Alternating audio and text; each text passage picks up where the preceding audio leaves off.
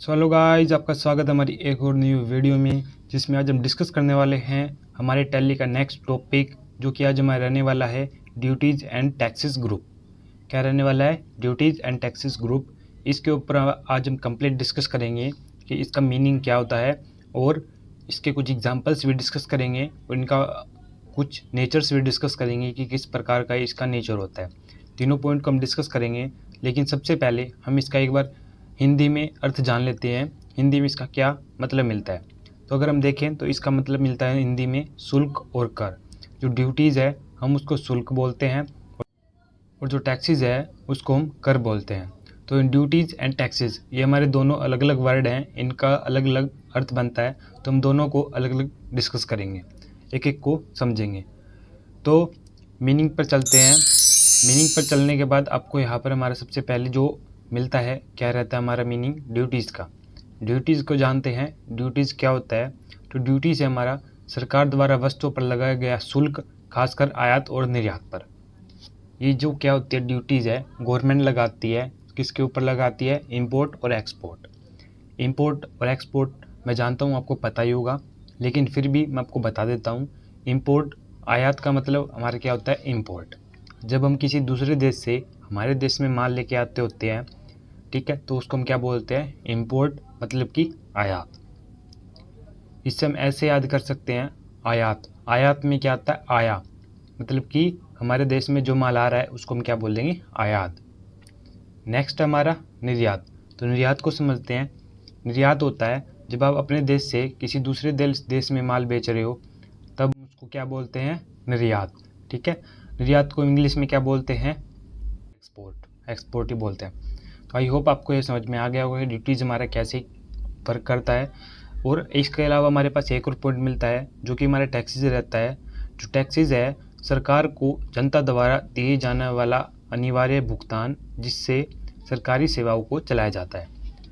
ये टैक्सेस कौन देता है? सरकार को जनता देती है, ठीक है, टैक्सेस के रूप में। और इससे हम क्या करते हैं? जो गवर्नमेंट है हमारी, जो सरकारी सेवाओं है उसमें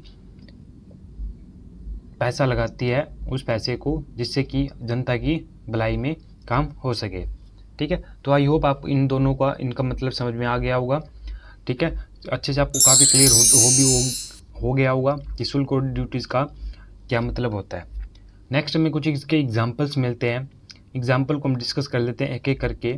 जो पहला एग्जांपल हमारा शुल्क पर मिलता है, जो रहता है हमारा आयात शुल्क। आयात शुल्क से हमारा क्या मतलब है कि जब हम किसी दूसरे देश से हमारे देश में माल लेके आते होते हैं, तो उस पर क्या लगता है? हमारा आयात शुल्क लगता है, मतलब कि इंपोर्ट ड्यूटी लगती है। उसका कुछ % हमें गवर्नमेंट को देना होता है। इसका एक और पॉइंट बनता है, जो हमारा कस्टम शुल्क। कस्टम शुल्क भी होता है एक तरह का, जैसे हमारा ड्यूटीज़ है, जैसे हमारा इंपोर्ट ड्यूटी है, वैसे हमारा कस्टम फीस भी काफ़ी लगती होती हैं। ठीक है, वैसे ही हमारे पास कुछ जो कर है, टैक्सेस है, उसके भी हमारे पास एग्जाम्पल्स मिलते होते हैं। तो जो पहला हमारा है इनकम टैक्स। इनकम टैक्स एक काफ़ी इम्पोर्टेंट है कोई भी टैक्स में, क्योंकि हर एक पर्सन को इनकम टैक्स पे करना होता ही होता है। ठीक है, इनकम टैक्स कब पर लगता है? जो भी आप इनकम कमा रहे हो उस पर अगर आपकी इनकम टैक्स स्लैब्स के बिहेव से काफ़ी ज़्यादा है, मतलब कि स्लैब को वो क्रॉस कर चुकी हैं, तो आपका क्या लगता है? टैक्स लगता है। ठीक है, इसका एक और एग्जांपल मिलता है हमें, जो कि हमारा रहता है GST. GST goods and service tax, जिसका पूरा नाम क्या है? Goods and service tax. ये हमारा कब लगता है? जब हम कोई बिज़नेस कर रहे होते हैं, तो उसकी सेल परचेज़ के बिहेव पर हमें जीएसटी पे करना होता है गवर्नमेंट को, जिसका हमारा पूरा मतलब क्या है? Goods and service tax. इसके बिहेव में हमारा टैक्सेस का एक और बनता है, जो कि हमारा टीडीएस। टीडीएस भी टैक्स में इंक्लूड हो सकता है, क्योंकि टीडीएस कब लगता है? जब आप एज ए सैलरी एम्प्लॉयड काम कर रहे हो। जैसे कि आप कोई कंपनी है, आप उसमें सैलरी के लिए काम कर रहे हो, तब आपका क्या लगता है? टीडीएस कटता है आपका। ठीक है, ये तीन चार पाँच हमारे पास अभी एग्जांपल्स है। इसके अलावा काफ़ी और भी हमारे टैक्सेस होते हैं जो कि लगते होते हैं, जैसे टीसीएस हो गया, और भी काफ़ी सारे हैं। अभी मेरे बस यही अभी तो माइंड में है जो मैंने आपके बता दिए। तो इसका हम एक बार कुछ और एक इम्पोर्टेंट टॉपिक्स बनते हैं, जो कि इसमें हमारे मिलते होते हैं। तो पहला रहता है हमारा नेचर। हम इसका नेचर जान लेते हैं कि किस प्रकृति का होता है ये। ठीक है, इसको हम देखें तो जो हमारा नेचर है इस गुड ड्यूटीज़ एंड टैक्सेस का, वो में क्या मिलता है? लाइबिलिटी का मिलता होता है।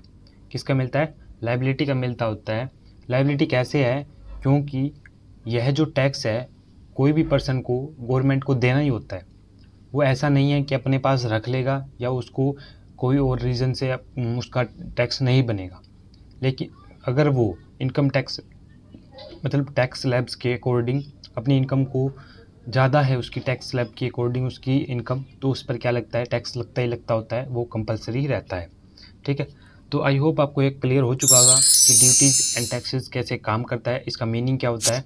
ठीक है, तो अगर आप ऐसी और वीडियोस देखना चाहते हो तो हमारे जो चैनल है डिजिटल लर्निंग टेक, इसको आप ट्राई कर सकते हो। इस पर आपको काफ़ी इन्फॉर्मेटिव वीडियोस मिलती रहेंगी।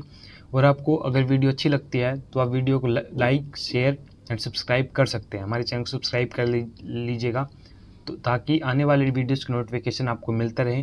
ठीक है, तो चलिए चलते हैं हमारे इस ग्रुप में, मिलते हैं हम ऐसी एक नेक्स्ट ग्रुप के साथ।